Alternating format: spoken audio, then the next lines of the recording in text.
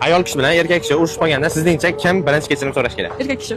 Men talabga debsam, o'zim kelolmayapman, debsam, o'zim kelolmayapman, nima qilayman? Erkak kishi so'rasa kerak deb o'ylayman. Arslonim meni. Sochlaringdan foto ilimsin. Qaysi go'zallik saloniga qatnaysan? Menmi? Lazokat go'zallik saloniga. O'g'il bola. Ayol kishi kechirim so'rash kerak. Erkak kishi? Sabab? Ayol kishi hech qachon birinchi uzr so'ramaydi. Yo'q, Erkak kishi. sabab? Erkak kishi ayol kishidan sirlanib turadi. Mayli, biz kichkina odammiz. O'ynashib turaveramiz, sigirdan sog'uramiz. Urushni boshlagan odam kechirim so'raydi. Janjalni kim boshlasa yaxshi so'raydi. Ayol kishi Sabab? bir pog'ona pastda bo'ladi-da ayol kishi.